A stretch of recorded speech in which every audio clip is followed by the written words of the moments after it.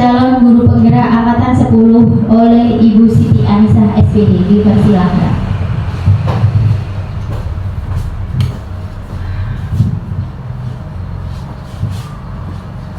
Assalamualaikum warahmatullahi wabarakatuh. Waalaikumsalam warahmatullahi wabarakatuh.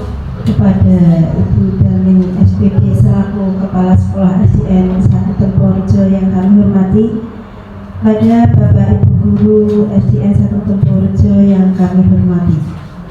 Pertama-tama marilah kita panjatkan puji syukur kehadirat Allah Subhanahu wa taala bahwa pada siang hari ini kita masih diberi kesehatan, kesempatan untuk mengikuti diseminasi program guru penggerak dalam keadaan sehat walafiat, dan tak lupa marilah kita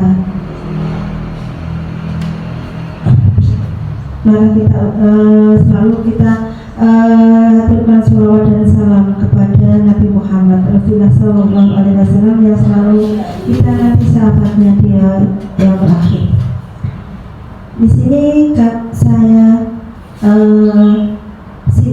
Siti Anisah selaku calon penggerak angkatan ke-10 dari SDN 1 Temporejo Kabupaten Blora sangat berterima kasih sekali atas kesempatan dan waktu yang diberikan saya untuk melaksanakan diseminasi dalam rangka melaksanakan tugas aksi nyata modul 1.4.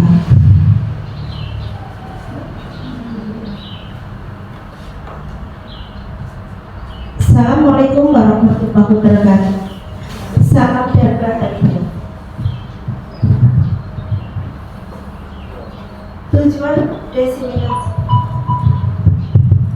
Tujuan diseminasi yang pertama adalah melaksanakan aksi nyata modul 1.4 tentang budaya positif pendidikan guru penggerak.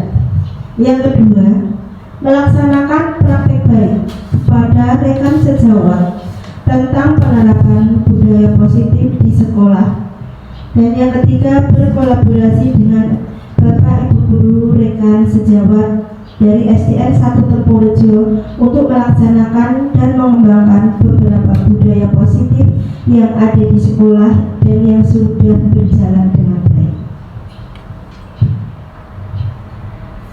Sebelum kita ke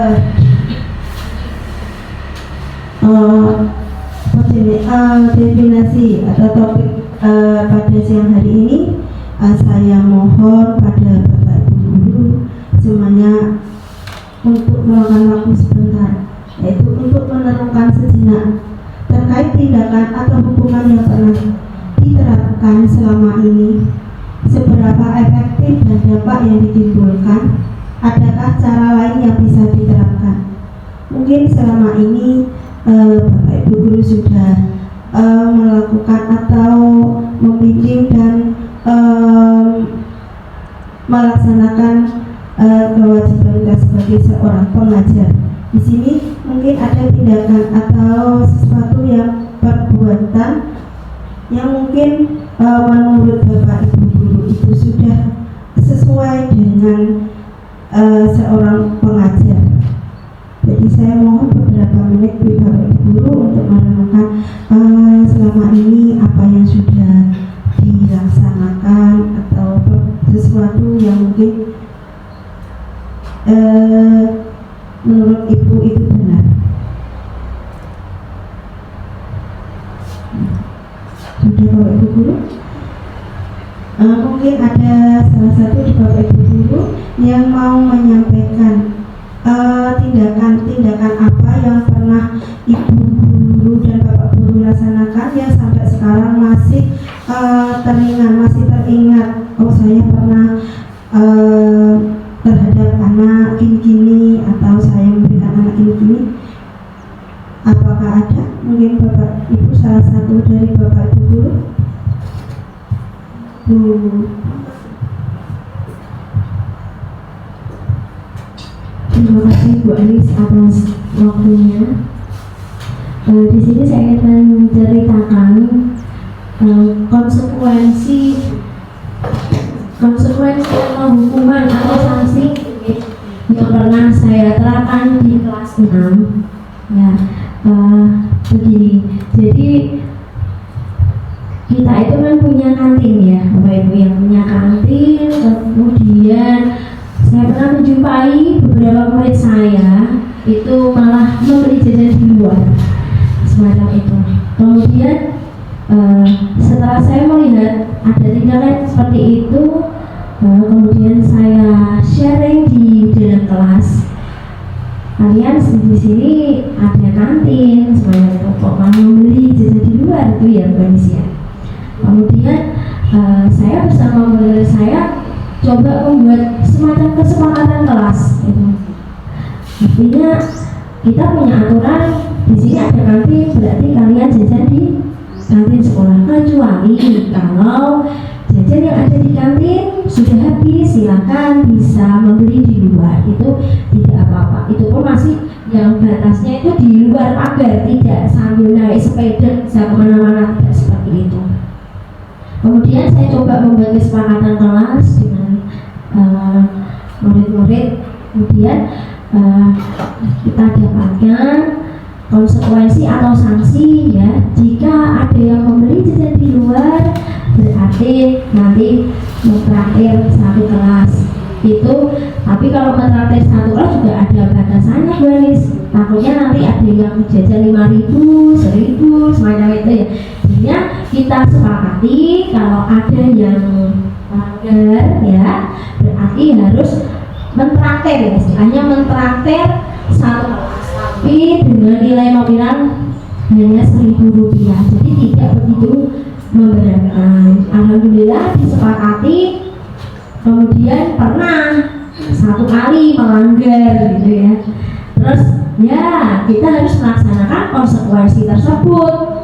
Anak-anak yang jajan di luar itu berarti harus mentraktir semacam itu. Itu pengalaman dari saya di kelas 6 semacam itu. Terima kasih. Mungkin ada pendapat lain mengenai sanksi atau hukuman yang sudah saya terapkan. Mungkin ada yang lain semacam itu. Terima kasih Bu Anis atas kesempatannya. Terima kasih.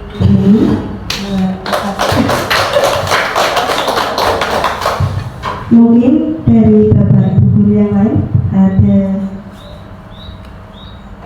sesuatu lain lagi masalah atau permasalahan yang dihadapi ya. Oh ada lagi Bu, silakan Bu, maju Bu.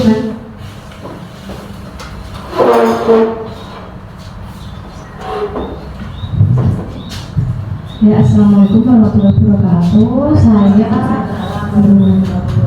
Bulan dari kelas 1. Menurut saya sanksi yang telah saya buat atau hukuman yang saya buat untuk kelas 1 itu, saya membuat kesepakatan seperti ini Bu. Biasanya kalau anak kelas 1 itu kan masih ada orang tua seperti itu. Biasanya dari seragam atau dari datangnya kurang tepat waktu, itu kita membuat kesepakatannya, kita kumpulkan bersama-sama bersama orang tua juga bersama murid. Itu saya ajak berdiskusi. Gini Bu, kalau setiap hari Senin itu kita harus melakukan upacara, seragamnya itu harus seperti apa. Nanti kalau anak panjenengan kalau enggak sesuai seragamnya, nanti anak kelas itu biasanya itu bingung, nangis. Itu saya kesepakatannya bukan dengan siswa saja, tapi saya berkolaborasi dengan wali murid juga. Karena kalau anak kelas 1 itu belum begitu paham untuk membuat kesepakatan. Oh, kesepakatan ini biasanya kalau anak kelas 1 itu masih melanggar seperti itu. Nanti kalau melanggar itu bagaimana? Kita koordinasi lagi dengan orang tua. Mohon maaf Ibu, tadi ini contohnya si A ini, mohon maaf tadi kok lupa bayar kopi, itu jangan diulangi lagi ya, seperti itu. Itu yang kata tertib kesepakatan kelas. Ini kalau yang untuk bersama teman-teman di kelas itu biasanya itu kalau melanggar seperti ada kejadian di dalam kelas itu sebelahnya itu bukunya basah. Biasanya kalau anak kelas 1 itu nangis Bu ya, nomor 1 pokoknya anak kelas 1 itu nangis. Jadinya itu bagaimana caranya itu supaya anak yang nangis itu tidak menyalahkan temannya itu seperti apa.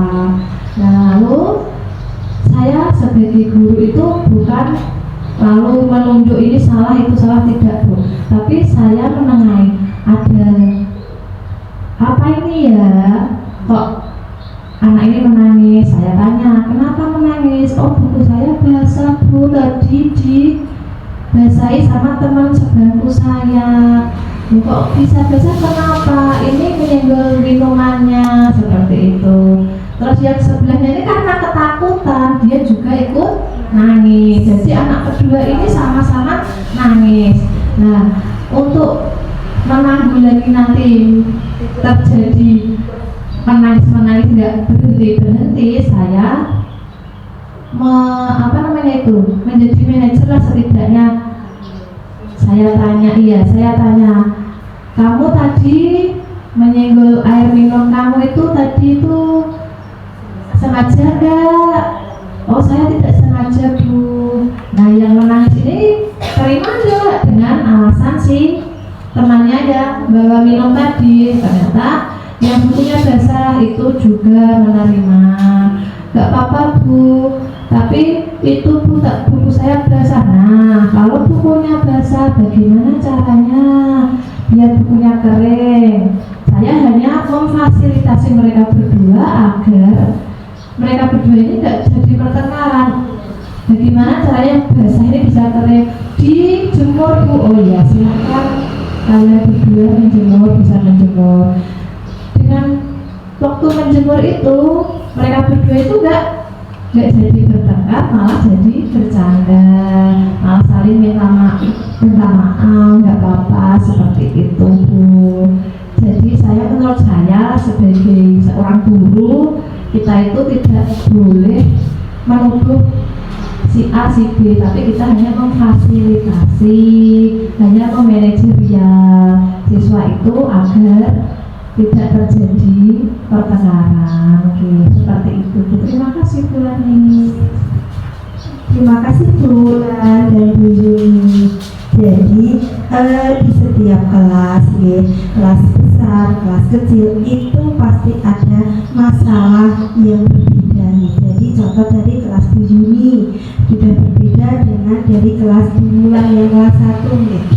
Cara penyelesaiannya pun mungkin berbeda, karena untuk menghadapi anak yang masih kecil dan besar itu mungkin penalarannya dia atau penerimaannya sudah beda. Di sini sudah ada yang namanya kesepakatan kelas. Nah, jadi kesepakatan kelas tadi itu yang bisa menumbuhkan rasa anak tadi untuk bertanggung jawab dan disiplin gitu.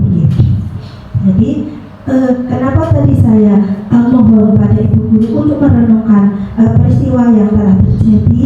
Semua ini ada kaitannya dengan materi nanti yang akan saya sampaikan. Semoga nanti setelah materi ini selesai, Bapak Ibu guru bisa merefleksi lagi yang telah diberikan kepada anak sudah sesuai apa belum, atau mungkin ada yang perlu diperbaiki lagi. Ibu terima kasih. Sekarang saya lanjutkan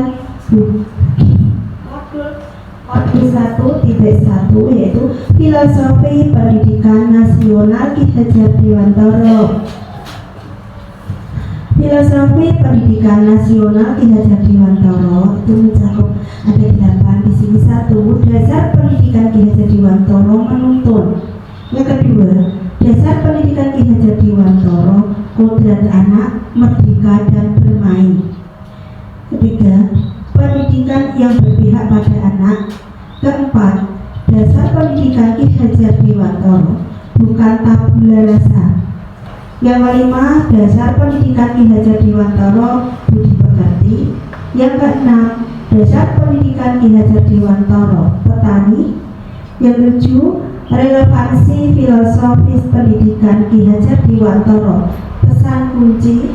Dan terakhir, 8, refleksi filosofis pendidikan Ki Hajar Dewantara, pesan kunci. Yang pertama yaitu dasar pendidikan Ki Hajar Dewantara menuntun. Maksud pendidikan itu adalah menuntun segala kekuatan kodrat yang ada pada anak-anak agar mereka mencapai keselamatan dan kebahagiaan yang setinggi-tingginya baik sebagai manusia maupun anggota masyarakat. Yang kedua, dasar pendidikan Ki Hajar Dewantara menuntun. Pendidikan itu hanya dapat menuntun tumbuh atau hidupnya kekuatan kodrat yang ada pada anak-anak agar dapat memperbaiki laku hidupnya dan tumbuhnya sesuai dengan kekuatan kodrat anak. Jadi di sini kita menuntun di sini menuntun itu bisa mendampingi, membimbing dan mengarahkan anak sesuai dengan kodrat zaman dan kodrat alam. Dasar pendidikan Ki Hajar Dewantara menuntun itu dengan tujuan tadi selamat dan bahagia sebagai manusia dan anggota masyarakat. Itu yang sesuai dengan semboyan Ki Hajar Dewantara, yaitu ing ngasosong tulodo ing madya mangunkarsa tuturi handayani. Maksud dari ing ngasosong tulodo di sini, Bapak Ibu guru di depan itu bisa menjadi contoh perilaku yang baik untuk anak didik kita. Sedangkan ing madya mangunkarsa di sini di tengah-tengah di antara murid itu bisa memberi motivasi, semangat, ide-ide yang lebih baik untuk kemajuan pembelajaran anak. Sedangkan untuk tuturi handayani yaitu di belakang di sini sebagai seorang pengajar itu memberi dorongan semangat untuk kemajuan anak didik kita. Dasar pendidikan Ki Hajar Dewantara yaitu kodrat anak merdeka. Manusia merdeka adalah manusia yang hidupnya lahir maupun batin tidak tergantung pada orang lain, akan tetapi bersandar atas kekuatan dirinya sendiri. Maksud pengajaran dan pendidikan yang berguna untuk kehidupan bersama adalah yaitu memerdekakan manusia sebagai sebagian dari persatuan rakyat. Dasar pendidikan Ki Hajar Dewantara kedua yaitu kodrat anak bermain. Di sini ada 3, yaitu bermain adalah salah satu kodrat anak. Yang kedua, pikiran, perasaan, kemauan, tenaga, yaitu seperti cipta, rasa, karsa atau karya, pekerti, itu sudah ada pada diri anak itu ya sejak dia lahir. Dan ketiga, permainan anak dapat menjadi bagian pembelajaran di sekolah. Dengan cara berpermainan itu juga salah satu model atau cara pembelajaran yang mungkin lebih efektif dan menyenangkan buat anak-anak karena masih jiwanya anak-anak jadi dia belajarnya pun biasanya sambil bermain. Mungkin dengan cara bermain itulah anak bisa dapat menangkap pembelajaran yang diberikan gitu. Yang berikutnya, pendidikan yang berpihak pada anak, bebas dari segala ikatan, dengan suci hati mendekati sang anak, bukan untuk meminta sesuatu hak, tapi melainkan untuk berhamba pada anak. Berhamba di sini apa? Yaitu kita bisa tadi menuntun tadi sebagai pembimbing. Ya di sini untuk menghamba di sini bisa apa yang diinginkan anak itu ya di situ. Terus pokoknya pendidikan itu harus terletak di dalam pangkuan ibu bapak, ya, karena hanya dua orang inilah yang dapat berhamba pada sang anak dengan semurni-murninya dan seikhlas-ikhlasnya, sebab cinta kasihnya kepada anak-anaknya boleh dibilang cinta kasih tak terbatasi. Dasar pendidikan Ki Hajar Dewantara bukan tabu rasa. Di sini diibaratkan anak bukan kertas kosong yang bisa digambar sesuai keinginan orang dewasa. Ya, karena anak lahir dengan kekuatan kodratnya yang masih samar-samar. Tujuan pendidikan adalah menuntun di sini adalah memfasilitasi atau membantu anak itu untuk menebalkan garis-garis yang samar tadi agar dapat memperbaiki lakunya untuk menjadi manusia seutuhnya. Jadi laku yang baik itu kita pertebal supaya apa? Tambah kelihatan. Tapi kalau yang sekiranya itu kurang baik, ya jangan dipertebal supaya itu tidak juga menjadi suatu masalah untuk kemudian harinya. Terus pertanyaannya, bagaimana menebalkannya?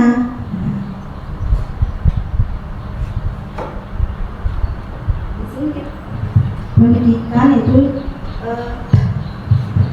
teori konvergentif teori, yaitu anak lahir diumpamakan sehelai kertas yang sudah ditulisi penuh, tapi semua tulisan itu buram. Pendidikan berkewajiban dan berkuasa untuk menebalkan segala tulisan yang suram dan berisi baik agar kelak nampak sebagai budi pekerti yang baik.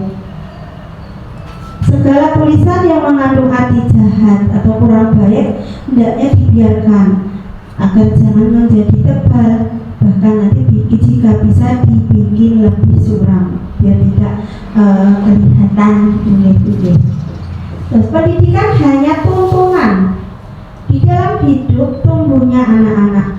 Hidup tumbuhnya anak-anak itu terletak di luar kecakapan atau kehendak kita kaum pendidik. Anak-anak itu sebagai makhluk manusia dan benda hidup, sehingga mereka hidup dan tumbuh menurut kodratnya sendiri. Kita kaum pendidik itu hanya bisa dan dapat menuntun agar dapat memperbaiki lakunya tadi, yaitu bukan dasarnya hidup dan tumbuhnya anak tadi, yaitu dengan cara menebalkan tadi, yaitu dengan baik-baik. Berikutnya dasar pendidikan Ki Hajar Dewantara budi pekerti. Budi pekerti, watak, karakter adalah bersatunya atau perpaduan harmonis antara gerak pikir, perasaan, dan kehendak atau kemauan. Budi di sini ada pikiran, perasaan, kehendak atau kemauan. Sedangkan pekerti adalah tenaganya. Jadi ada cipta, rasa, karsa atau karya. Pekerti atau tenaga itu adalah menjadi keseimbangan atau keselarasan hidup. Itu bisa dicontohkannya pada permainan gamelan dan menenun. Dasar pendidikan Ki Hajar Dewantara petani. Nah, di sini seorang petani dalam hakikatnya sama kewajibannya seperti seorang pendidik yang misalnya menanam jagung, itu hanya dapat menuntun tumbuhnya jagung. Ia dapat memperbaiki kondisi tanah, memelihara tanaman jagung, terus memberi pupuk, memberi air, membasmi ulat-ulat, jamur atau rumput-rumput liar itu yang mengganggu hidupnya tanaman padi dan lain sebagainya. Di sini perspektif ekologis, natur dan nurtur. Pendidikan itu hanya bisa menuntun, ya. Namun faedahnya bagi hidup tentunya anak itu sangat besar. Pendidik diibaratkan sebagai seorang petani, itu seorang petani yang menanam padi hanya menuntun tumbuhnya padi, ya. Ia dapat memperbaiki tadi kondisi tanah, memelihara padi, memberi pupuk, memberi air, membasmi ulat-ulat dan jamur, yang sehingga yang tadinya itu bisa mengganggu hidup tanam padi dan lain sebagainya. Meskipun pertumbuhan tanaman padi dapat diperbaiki, tetapi ia tidak dapat meninggalkan kodratnya padi. Misalnya nih, kalau kita menanam padi, berarti kita juga akan memanen padi. Belum tentu menanam padi, kita memanen jagung, itu gitu. Jadi yang pertama kita menanam padi, berarti kita juga akan memanen padi. Ya, ini misalnya ya tidak akan mendapat menjadikan padi yang ditanam itu tumbuh sebagai jagung tadi nggih. Selain itu, ia juga tidak dapat memelihara tanaman padi tersebut seperti halnya cara memelihara tanaman yang lain, mungkin cara menanam kedelai atau jagung atau palawija yang lain, ya. Cara penanaman dan perawatannya pun beda seperti menanam padi. Memang benar ia dapat memperbaiki keadaan tanaman padi yang ditanam, bahkan ia dapat juga menghasilkan padi itu lebih besar dari tanaman padi yang tidak dipelihara, dibiarkan saja, tapi hasilnya nanti tidak maksimal, tetapi mengganti kodratnya padi itu tetap mustahil.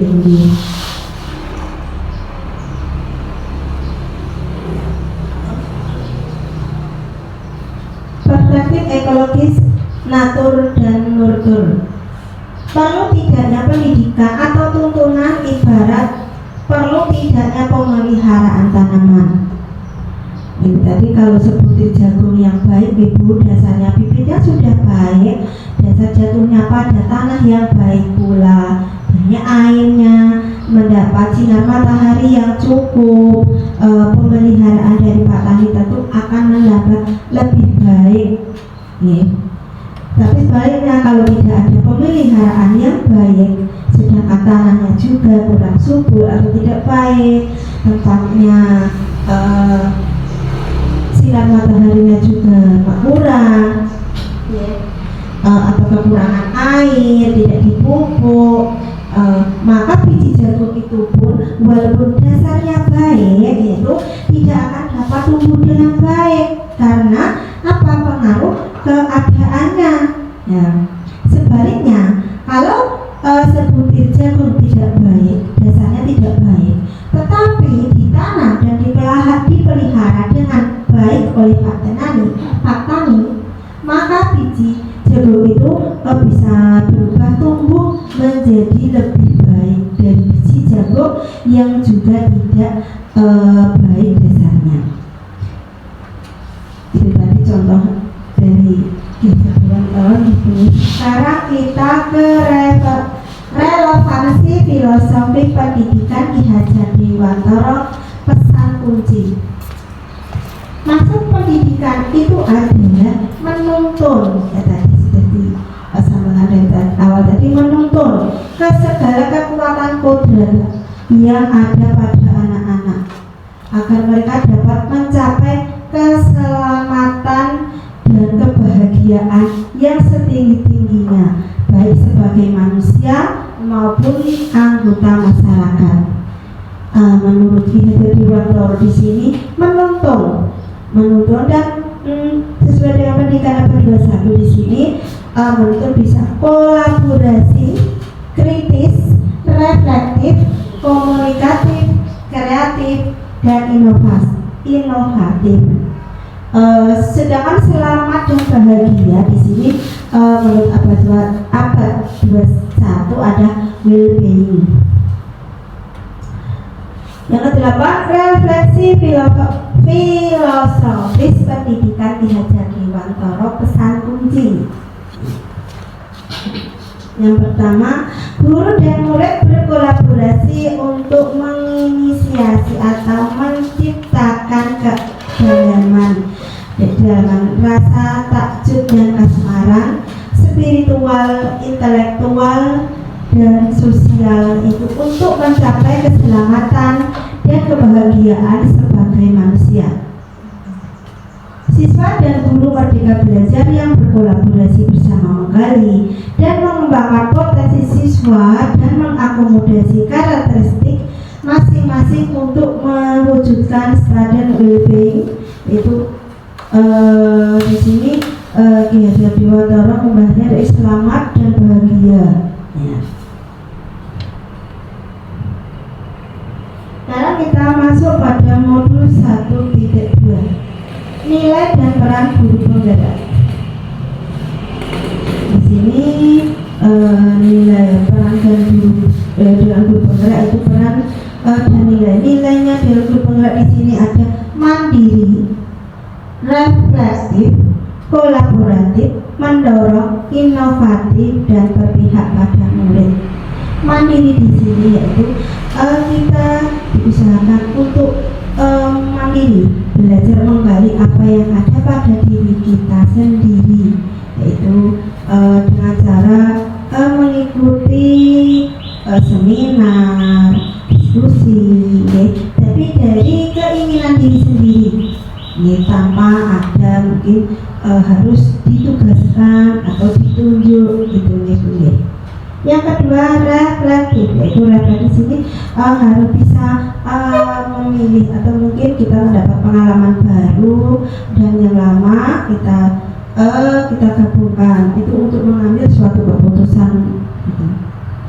Terus kolaboratif, yaitu kolaboratif di sini adalah dengan mungkin dilakukan dengan teman sejawat dalam satu sekolah gitu, yaitu mungkin ada suatu masalah atau sesuatu yang bisa kita berkolaborasi dengan teman sejawat kita. Mendorong kolaborasi, yaitu mendorong kolaborasi. Jadi ini kita mengajak teman kita atau memberikan pengetahuan, bimbingan atau ya tadi bukan saja itu memberi sesuatu yang kita punya atau mengajak teman sejawat kita untuk melakukan pembelajaran yang lebih baik lagi. Terus inovatif di sini yaitu kita tadi harus lebih inovatif tadi, yaitu dengan cara mencari atau menemukan ide-ide baru, ya. Terus berpihak pada murid di sini kita juga berpihak di sini kita harus tahu apa keinginan murid, ya. Kita harus bisa membimbing, menuntun anak-anak tersebut. Mungkin di sekolah kita sudah ada contohnya, mungkin dari ada yang mandiri, reflektif, kolaboratif ini ada contohnya. Mungkin Bapak Ibu guru bisa memberi contoh dari nilai ini yang sudah ada pada di sekolah kita. Contohnya mungkin Bapak Ibu guru bisa memberi contoh kalau di sekolah kita itu sudah mencakup dari salah satu nilai di guru penggerak ini. Mama tulis mungkin salah satu beri ada mandiri, reflektif, kolaboratif tadi, inovasi daripada murid. Mungkin di sekolah kita sudah ada contohnya. Ini mungkin anggap begini. Terima kasih Bu Elis. Ya, alhamdulillah di sekolah kita di SD Negeri 1 Tongkorejo menurut saya sudah melaksanakan melaksanakan nilai-nilai dari guru penggerak ini ya, dari mulai mandiri, reflektif, kolaboratif, inovatif, berpihak pada murid. Mungkin kalau dari mandiri ya, gurunya sendiri alhamdulillah komunitas praktisinya sudah bagus ya. Di sini kita mungkin bisa meningkatkan kualitas gurunya sendiri dari mengerjakan PMM dan sebagainya. Alhamdulillah di sini sudah oke semuanya. Kemudian dari reflektif ya, setelah pembelajaran teman-teman guru ya sudah pasti merefleksi tadi, kenapa anakku ini kok tidak bisa mengerjakan ini ya.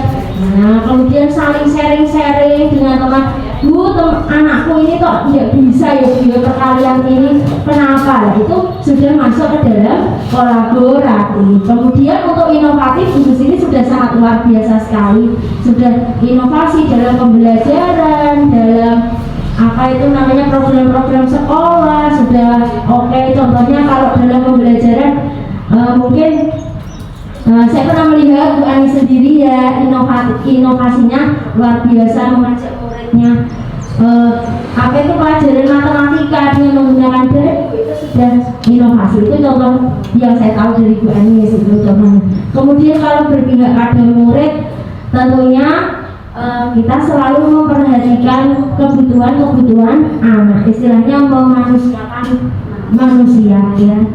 Saya tahu misalkan seperti di dalam satu kelas tentunya ada beberapa kecerdasan yang dimiliki oleh siswa. Tidak semua anak itu anteng gitu ya.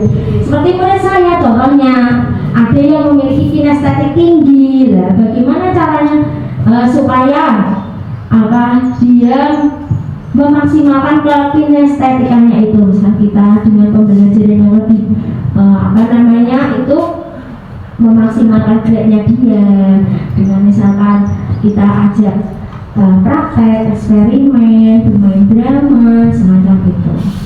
Kalau saya rasa semua guru di sini sudah memenuhi nilai-nilai dari penggerak. Terima kasih Bu Elis. Terima kasih Bu.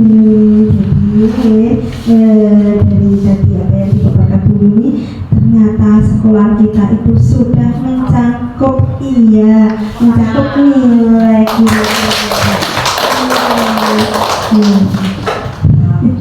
dan selanjutnya yaitu peran guru penggerak di sini, yaitu ada untuk menggerakkan komunitas praktisi menjadi coach bagi guru lain. Tadi mendorong tadi termasuk peran ibu, mohon maaf tadi mewujudkan kepemimpinan murid dan menjadi pemimpin pelajaran. Di sini saya juga ikut jadi anggota ya Bu, menggerakkan komunitas praktisi, yaitu sekarang kita sudah adanya komunitas belajar restu. Iya, itu juga termasuk ini. Iya, itu sudah menjadi salah satu menggerakkan komunitas praktisi menjadi ikut bagi guru yang lain. Di sini setelah saya amati juga sudah banyak Bapak Ibu guru seperti Bu Yuni, Bu Wulan, Bu Nani, Bu Nero, Bu Rizky, Bu Indah. Tadi selama saya di sini juga sudah termasuk menjadi ikut bagi guru yang lain. Itu biasanya menjadi kalau ada salah satu guru kita yang menghadapi suatu masalah atau butuh sesuatu yang berhubungan dengan proses pembelajaran, itu sudah bisa saling membantu, memberi motivasi. Terus tadi mendorong kolaborasi, mewujudkan kepemimpinan di sini. Di sini kita menempatkan diri kita seumpama mungkin sebagai murid ya, tidak sebagai seorang pengajar. Di sini kita tahu apa keinginan murid kita, bagaimana sebenarnya kita mengajak murid kita itu untuk belajar yang lebih inovatif lagi ya. Menjadi pemimpin pelajaran di sini juga sudah menjadi pemimpin pelajaran semua ibu ya.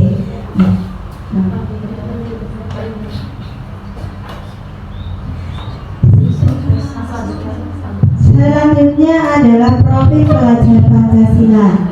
Di sini ada berkebinekaan global, gotong royong, kreatif, bernalar kritis, mandiri, beriman bertakwa kepada Tuhan Yang Maha Esa, dan berakhlak mulia.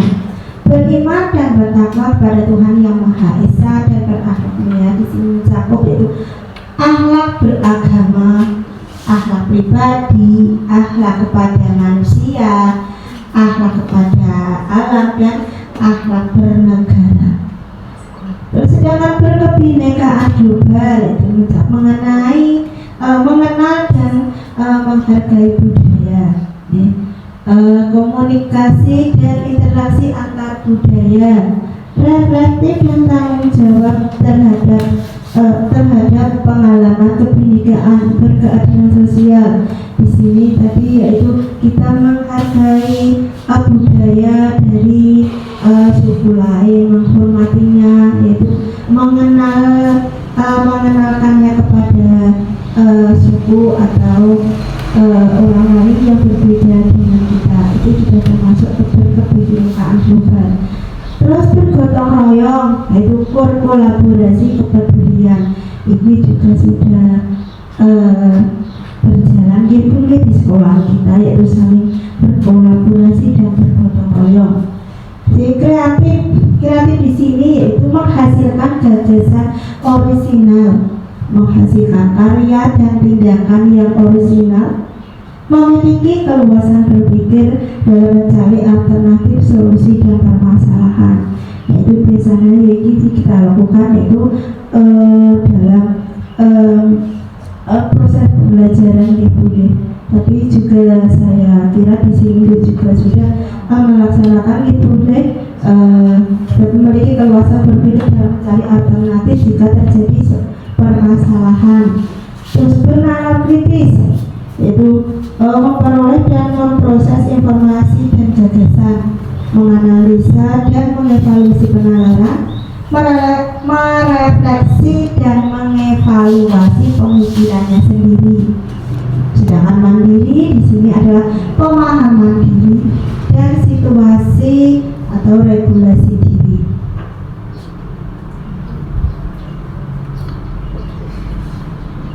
Lingkungan, dimensi dalam lingkaran pengaruh di sini dimulai dari diri kita sendiri. Kita mempengaruhi diri kita sendiri untuk berbuat atau melakukan sesuatu yang lebih baik. Terus setelah kita contohkan seumpama seperti sopir bus ya Bu ya. Pertama itu mengenal diri. Sebagai sopir yang mengendalikan arah, laju, kecepatan bis itu siapa? Diri kita sendiri. Ya, setelah itu terus kita ke luas lagi orang lain. Ya. Setelah itu lebih luas lagi yaitu ke institusi atau sekitar kita yang lebih luas lagi. Sekarang kita masuk modul 1.3. Selanjutnya, apa arti penting visi bagi Anda sebagai seorang guru? Visi menjadi pandangan ke depan yang memberikan landasan kuat program apa yang dilaksanakan pada satuan pendidikan agar tercapai visi tersebut. 2. Visi seperti apa yang Anda miliki sebagai seorang guru? Itu menciptakan pembelajaran yang berfokus mengembangkan bakat, minat, serta kebutuhan murid sehingga murid dapat mencapai keberhasilan yang diimpikan dengan cara mentransformasi pendidikan menjadi lebih menyenangkan dan berpusat pada pengembangan potensi siswa. Visi mengelola perubahan yang positif. Semoga semua yang telah Anda pelajari memperkaya persenjataan Anda dalam menanti langkah-langkah kecil hingga terwujud Anda mengenal murid yang telah Anda jabarkan di pembelajaran tadi. Pada awal penerapannya mungkin Anda akan merasakan kejanggalan meragukan keberhasilannya. Namun kami mengajak Anda untuk mencoba dan menikmati kurva belajarnya. Kurva belajar yang Anda akan alami seperti seekor anak burung yang belajar terbang. Pada saat pertama kali belajar terbang, anak burung tidak akan langsung ke atas, tapi akan menukik ke bawah terlebih dahulu, kemudian baru meliuk-meliuk ke atas dan semakin ke atas, yaitu seperti pada gambar kurva tersebut. Dengan merujuk pada kurva belajar ini, maka marilah terus berpercaya pendekatan positif akan membuahkan hasil yang lebih luar biasa. Ini adalah kebiasaan baru. Untuk membuat sebuah misi itu kita melihat beberapa tahapan. Ya, di sini ada yang disebut tahapan baca, yaitu B-nya itu buat pertanyaan utama, A. Ambil pelajaran, B. Gali mimpi, C. Jabarkan rencana, dan A. Atur eksekusi. Ya. Pendekatan ini dipakai sebagai alat untuk mencapai tujuan. Paradigma ini disebut inquiry apresiatif atau IA. IA dikenal sebagai pendekatan manajemen perubahan yang kolaboratif dan berbasis kekuatan. Konsep IA ini pertama kali dikembangkan oleh David Cooper-Rieder. Kita akan memakai pendekatan IA ini sebagai alat olahraga untuk kita berlari mencapai garis finish, yaitu visi yang akan kita impikan nantinya. Pendekatan IA dapat membantu membebaskan potensi inovatif dan kreatif. IA berusaha fokus pada kekuatan yang dimiliki setiap anggota dan menyatukannya untuk menghasilkan kekuatan tertinggi. Pendekatan IA ini percaya bahwa setiap orang itu memiliki inti positif yang dapat memberikan kontribusi pada keberhasilan. Inti positif ini merupakan potensi dan aset organisasi.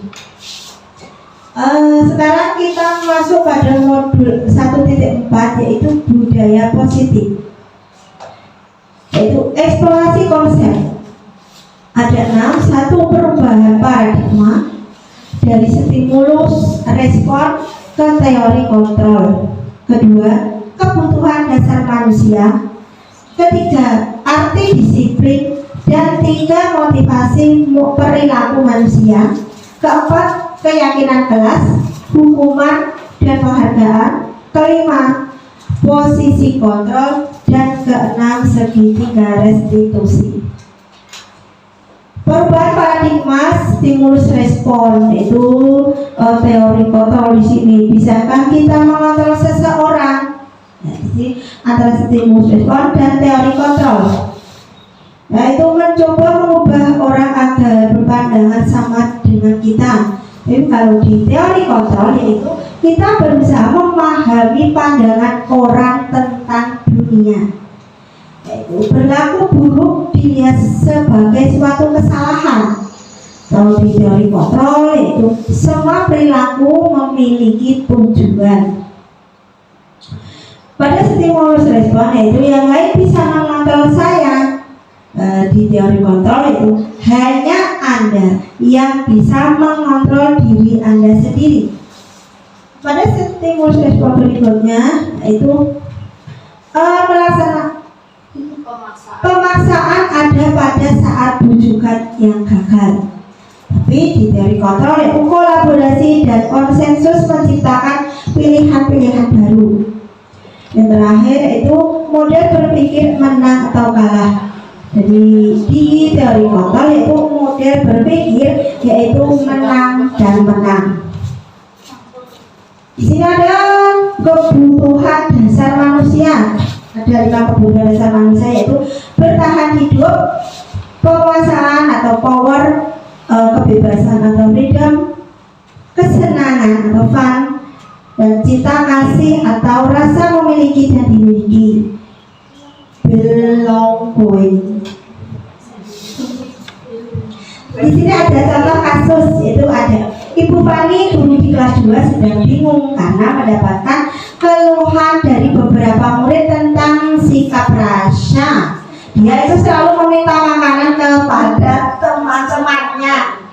Tidak hanya sekali, bahkan beberapa kali itu sudah dilakukan dengan paksa.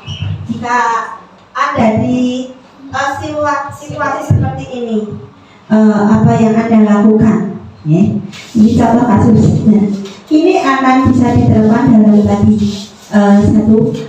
Dalam penerapan disiplin positif tentunya Ibu Fani harus tahu kebutuhan apa yang sedang dibutuhkan oleh rasa. Yaitu yang satu, bertahan hidup. Tapi rasa merasa lapar karena dia tidak dibawai bekal ibunya.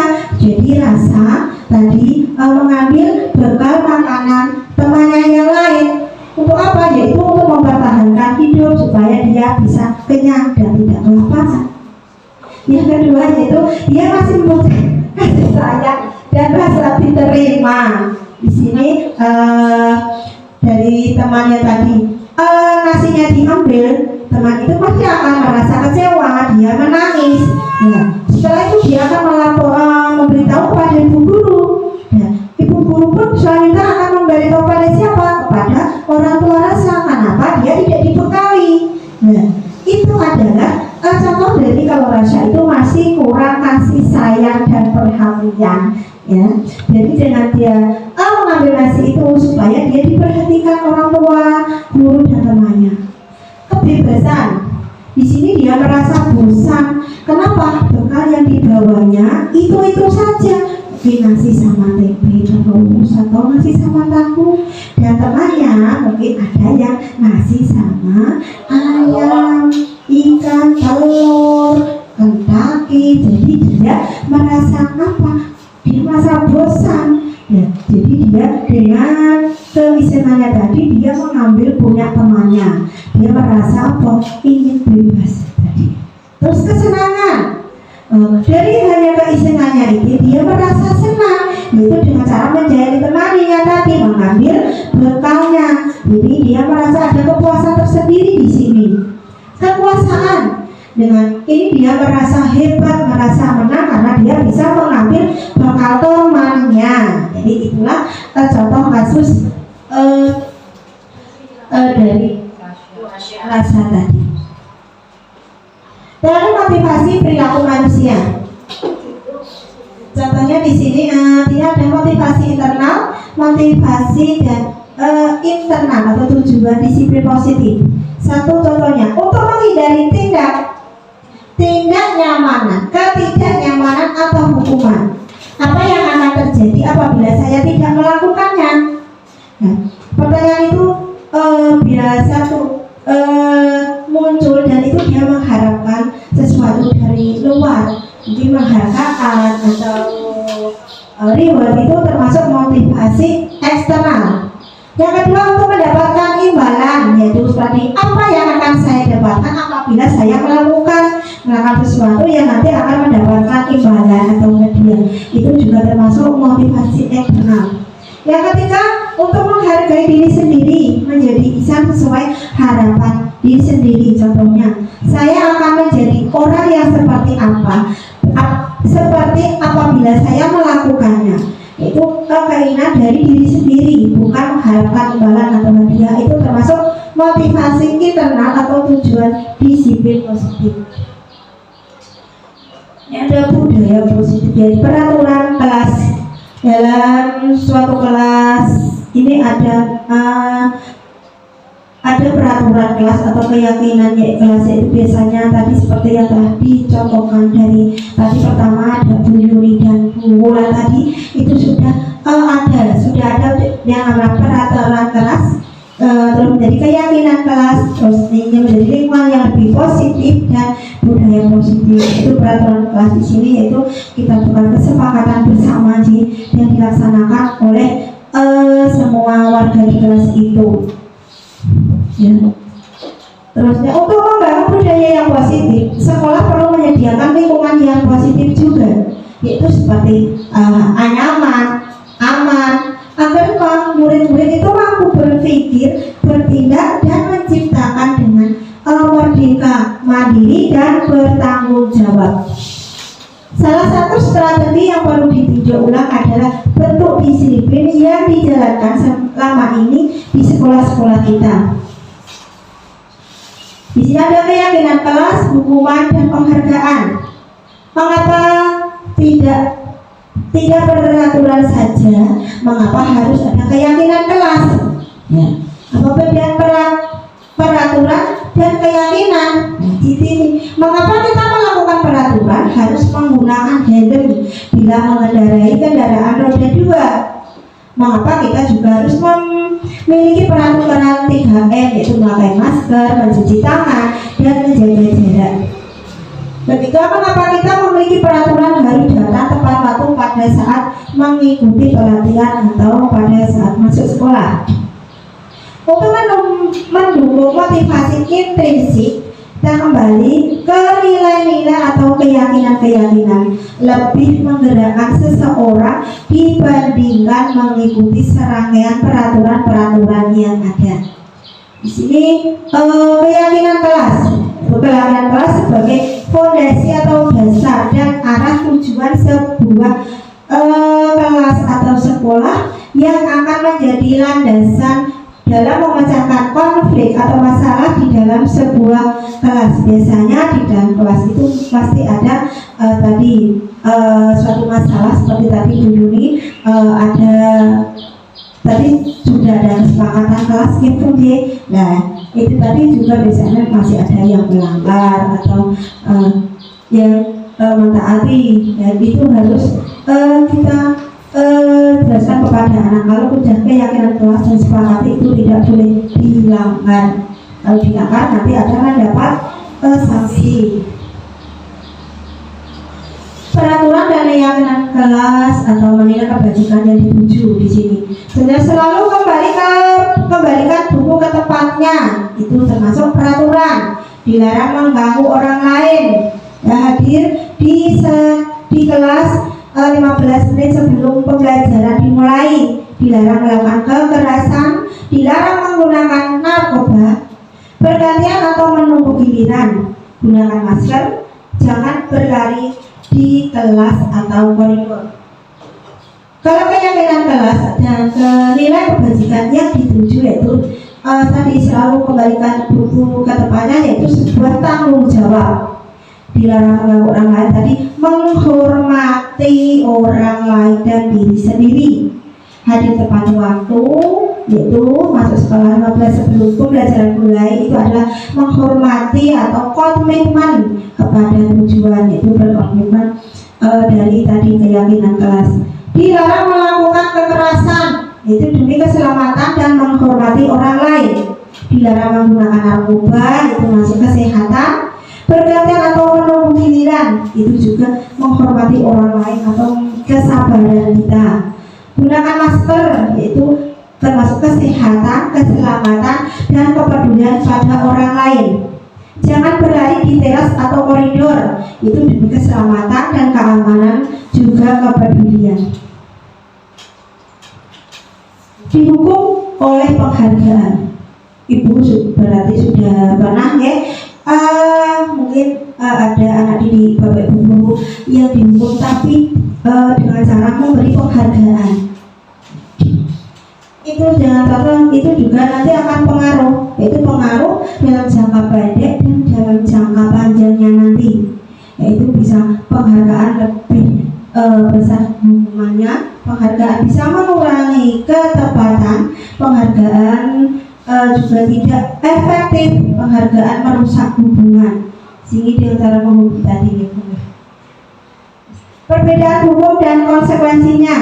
Kalau hukum di sini sesuatu yang mengaitkan harus terjadi, sedangkan konsekuensi adalah sesuatu yang terjadi, ya membuat anak sakit fisik maupun hati untuk jangka waktu yang lama. Tapi kalau konsekuensinya ini membuat anak merasa tidak nyaman dalam jangka waktu yang pendek.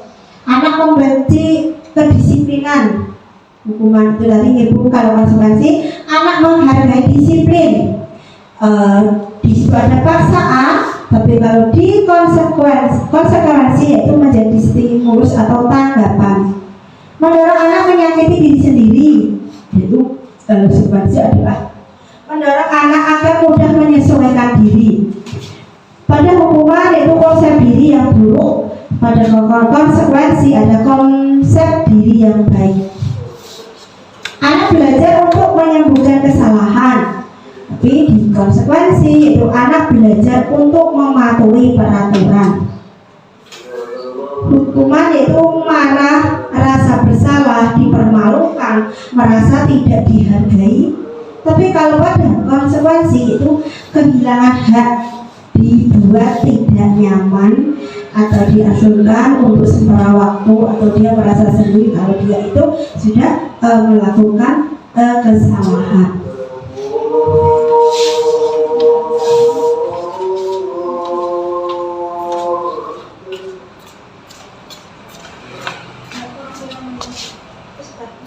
Whisper. 3. 5 posisi kontrol. Di sini ada menghukum menggunakan hubungan fisik maupun verbal. Yang kedua, membuat orang merasa bersalah, yaitu dengan menggunakan keheningan yang membuat orang lain merasa tidak nyaman, bersalah atau rendah diri. Yang ketiga, teman. Nah, di sini yaitu menggunakan hubungan baik atau dan humor untuk memengaruhi seseorang. Yang keempat yaitu monitor atau pemantau. Di sini yaitu mengawasi perilaku berdasarkan peraturan dan konsekuensi. Yang terakhir adalah sebagai manajer, yaitu berbuat sesuatu bersama murid, mempersilahkan murid untuk mempertanggungjawabkan perilakunya dan mendukung murid agar dapat menemukan solusinya. Bergerak yaitu antara pemantau dan manajer, yaitu peraturan. Di sini peraturan pemantau atau konsekuensi atau hadiah, nilai-nilai manajer perbaikinya. Di sini ada pertanyaan. Kalau kamu tidak titik-titik, atau mungkin dengan saya akan titik-titik melakukan sesuatu, oke? Dan di sini untuk manajernya yaitu apa yang kamu yakini, bagaimana memperbaiki masalah ini. Nah, memperbaikinya yaitu kita berdua akan mendapatkan apa yang kita butuhkan. Sedangkan dalam pemantau itu diberi hukuman atau membuat tidak nyaman. Sekarang, apa itu restitusi? Restitusi adalah proses menciptakan kondisi bagi murid untuk memperbaiki kesalahan mereka sendiri, sehingga mereka bisa kembali kepada kelompok mereka dengan karakter yang lebih kuat. Ada 9 ciri-ciri restitusi. 1. Bukan untuk menebus kesalahan, namun untuk belajar dari kesalahan. Yang kedua, memperbaiki hubungan. Yang ketiga, tawaran atau bukan paksaan. Yang keempat, restitusi menuntut untuk melihat ke dalam diri. Yang kelima, restitusi mencari kebutuhan dasar yang mendasari tindakan. Yang keenam, restitusi diri adalah cara yang paling baik. 7. Restitusi fokus pada karakter bukan tindakan. 8. Restitusi fokus pada solusi. Yang ke-9, restitusi mengembalikan murid yang berbuat salah pada kelompoknya. Ini ada segitiga restitusi, yaitu segitiga restitusi di sini adalah yang pertama, validasi tindakan yang salah, menanyakan keyakinan, menstabilkan identitas. Itu di sini ada. Kamu tentu punya alasan mengapa melakukan itu. Contoh yang kedua, adakah cara lain yang lebih efektif untuk mendapatkan apa yang kamu butuhkan? Atau setiap orang itu pasti pernah melakukan kesalahan. Nilai-nilai apa yang telah kita sepakati bersama. Itu bisa sebagai pelajaran pemantik.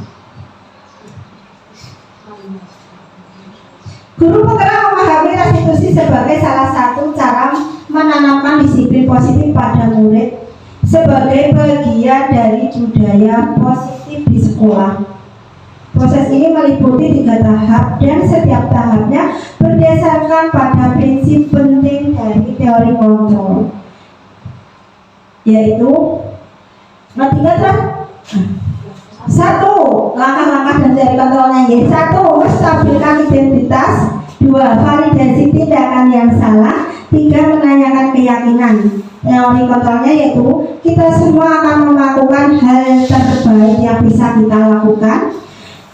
Terus yang kedua, semua perilaku memiliki alasan. Ketiga, kita semua memiliki motivasi internal. Dari kesimpulannya dari materi pada siang ini adalah dalam penerapan program disiplin positif, hendaknya seorang guru memiliki standar kepribadian, profesional dan sosial yang baik, di mana seorang guru mampu melaksanakan refleksi pada posisi kontrolnya saat ini. Bagaimana perjalanan dirinya sebagai seorang among atau posisi manajer yang menuntun murid-murid menjadi insan yang mandiri, merdeka, dan bertanggung jawab. Terima kasih. Sampai jumpa di sesi berikutnya. Salam guru penggerak. Tergerak, bergerak, dan menggerakkan.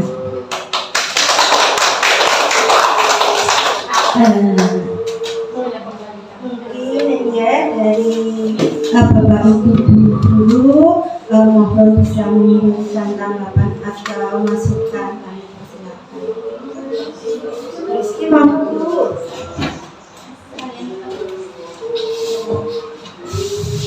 Terima kasih atas kesempatannya Bu Anis. Terima kasih dengan apa ilmu yang telah diberikan kepada kami semua, sehingga saya pribadi lebih paham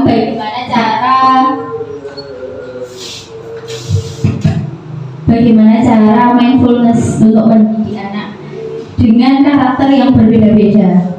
Saya menjadi paham bahwa menghukum itu tidak perlu lari-lari keliling lapangan, tapi dengan penuh kesadaran anak untuk melakukan apa yang telah disepakati bersama. Anak-anak dan kami, terutama saya, akan mencoba mempraktekkan apa yang telah Bu Anis paparkan kepada kami dalam kelas saya. Semoga kami menjadi lebih baik dalam mengajar anak-anak. Terima kasih Bu Anis atas ilmunya. Terima kasih Bu Lili atas tanggapannya, dan terima kasih pada Bapak Ibu guru yang lain ya. Dan saya akhiri pertemuan kali ini, dan saya juga mohon maaf jika ada tutur kata perbuatan saya yang kurang berkenan pada Bapak Ibu semua.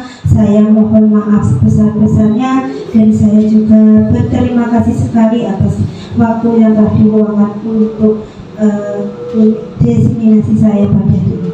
Dan saya akhiri. Wassalamualaikum warahmatullahi wabarakatuh. Terima kasih dan alhamdulillah.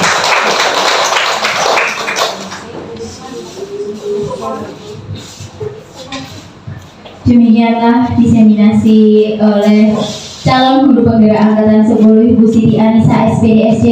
Semoga ilmu yang kita dapat bermanfaat untuk kita semua dan menjadi ilmu yang berkah dan barokah serta manfaat. Amin ya rabbal alamin. Saya selaku pembicara mohon maaf yang sebesar-besarnya bila ada salah kata. Marilah kita tutup dengan bacaan hamdalah bersama-sama. Alhamdulillahirabbil alamin. Wabillahi hidayah wal inayah. Wassalamualaikum warahmatullahi wabarakatuh.